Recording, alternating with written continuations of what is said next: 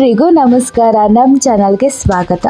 ನಾನು ಇವತ್ತಿನ ವಿಡಿಯೋದಲ್ಲಿ ಹಳ್ಳಿ ಸ್ಟೈಲಲ್ಲಿ ಸಖತ್ ರುಚಿಯಾದ ಮೇಕೆ ತಲಕಾಲು ಸಾಂಬಾರು ಮಾಡೋದು ಹೇಗೆ ಅಂತ ತೋರಿಸ್ತಿದ್ದೀನಿ.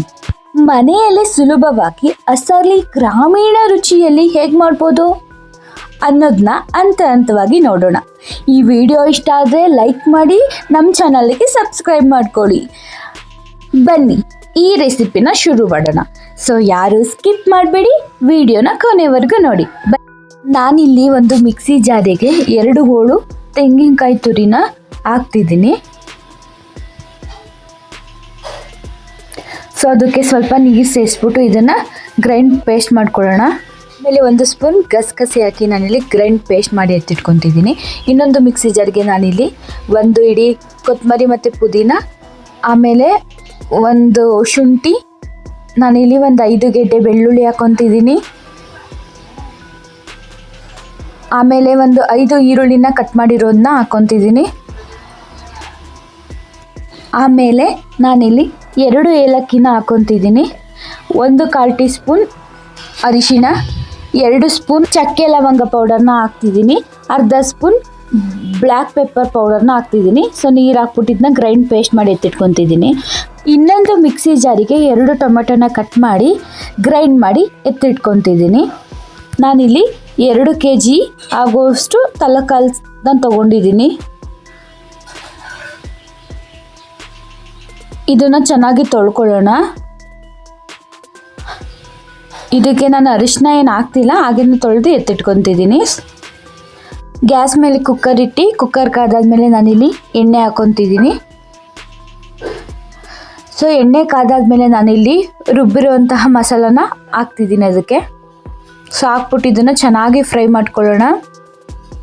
ಹಸಿ ವಾಸನೆ ಎಲ್ಲ ಹೋಗೋವರೆಗೂ ನೀಟಾಗಿ ಫ್ರೈ ಮಾಡ್ಕೊಳ್ಳೋಣ. ನಾನಿಲ್ಲಿ ಮೆಂತ್ಯ ಸೊಪ್ಪನ್ನ ಕಟ್ ಮಾಡಿ ಹಾಕ್ಕೊತಿದ್ದೀನಿ. ಸೊ ಇಲ್ಲ ಅಂತ ಅಂದರೆ ಕಸೂರಿ ಮೆಥಿನೂ ಕೂಡ ಹಾಕೋಬೋದು. ಮೆಂತ್ಯ ಸೊಪ್ಪು ಹಾಕೋದ್ರಿಂದ ತುಂಬ ಚೆನ್ನಾಗಿ ಫ್ಲೇವರ್ ಬರುತ್ತೆ ಮತ್ತು ಚೆನ್ನಾಗಿರುತ್ತೆ. ಇದಕ್ಕೆ ರುಬ್ಬಿರುವಂತಹ ಟೊಮ್ಯಾಟೋನ ಹಾಕ್ತಿದ್ದೀನಿ.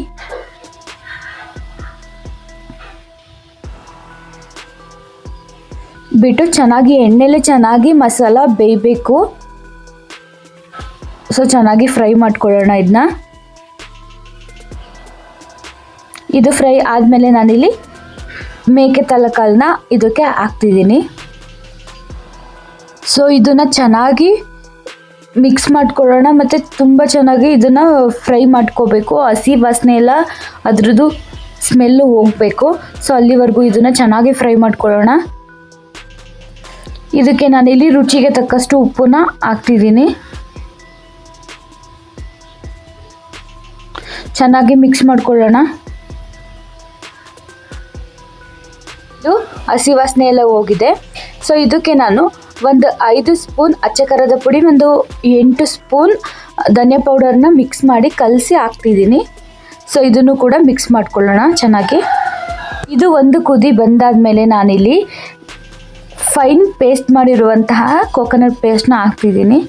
ಸೊ ಅದಕ್ಕೆ ನೀರನ್ನ ಹಾಕ್ಕೊತಿದ್ದೀನಿ. ನಿಮಗೆ ಸಾಂಬಾರು ಎಷ್ಟು ಬೇಕು, ಕನ್ಸಿಸ್ಟೆನ್ಸಿ ಎಷ್ಟು ಬೇಕು ನೋಡ್ಕೊಂಡು ನೀರನ್ನ ಹಾಕ್ಕೊಬೋದು. ಸೊ ಇದನ್ನ ಚೆನ್ನಾಗಿ ಮಿಕ್ಸ್ ಮಾಡ್ಕೊಳ್ಳೋಣ. ಇವಾಗ ನಾನಿಲ್ಲಿ ಬ್ರೈನ್ನ ಇವಾಗಲೇ ಕುಕ್ಕರ್ನ ಕ್ಲೋಸ್ ಮಾಡೋ ಟೈಮಲ್ಲೇ ಹಾಕ್ತಿದ್ದೀನಿ. ಸೊ ಮುಂಚೆನೇ ಹಾಕಿದ್ರೆ ಕಲಸೋಗುತ್ತೆ ಅಂತ ಇವಾಗಲೇ ಹಾಕಿ ಕುಕ್ಕರ್ನ ಕ್ಲೋಸ್ ಮಾಡ್ತಿದ್ದೀನಿ. ಸೊ ನಾನಿಲ್ಲಿ 8 ವಿಷಲ್ನ ಹಾಕ್ಸಿದ್ದೀನಿ. ಸೊ ನೀವು ಮಟನ್ ಯಾವ ಥರ ಇದೆ ನೋಡ್ಕೊಂಡು ಹಾಕ್ಸ್ಕೊಳ್ಳಿ. ನೋಡ್ಬೋದು ಈ ಸಾಂಬಾರು ರೆಡಿಯಾಗಿ ಹೋಗಿದೆ. ನೋಡಿ ಹೇಗೆ ಬಂದಿದೆ ಅಂತ. ತುಂಬಾ ಟೇಸ್ಟಿಯಾಗಿರುತ್ತೆ ಮತ್ತು ಈಸಿಯಾಗಿ ಒಂದು ವಿಲೇಜ್ ಸ್ಟೈಲಲ್ಲಿ ಹೇಗೆ ಮಾಡ್ಬೋದು ಅನ್ನೋದನ್ನ ನಾನು ಹೇಳ್ಕೊಟ್ಟಿದ್ದೀನಿ. ಸೊ ಇದು ರೊಟ್ಟಿ, ಚಪಾತಿ, ಪೂರಿ ಮತ್ತು ಮುದ್ದೆಗೂ, ರೈಸ್ಗೆ ಎಲ್ಲ ಕೂಡ ಚೆನ್ನಾಗಿರುತ್ತೆ. ಸೊ ನೀವು ಮನೆಯಲ್ಲಿ ಟ್ರೈ ಮಾಡಿ ಈ ರೆಸಿಪಿನ. ಹೇಗೆ ಬಂತು ಅಂತ ಕಮೆಂಟಲ್ಲಿ ತಿಳಿಸಿ. ಸೊ ಈ ವಿಡಿಯೋ ಇಷ್ಟ ಆಗಿದೆ ಲೈಕ್ ಮಾಡಿ, ಶೇರ್ ಮಾಡಿ ಮತ್ತು ಸಬ್ಸ್ಕ್ರೈಬ್ ಮಾಡೋದನ್ನ ಮರಿಬೇಡಿ. ಧನ್ಯವಾದಗಳು.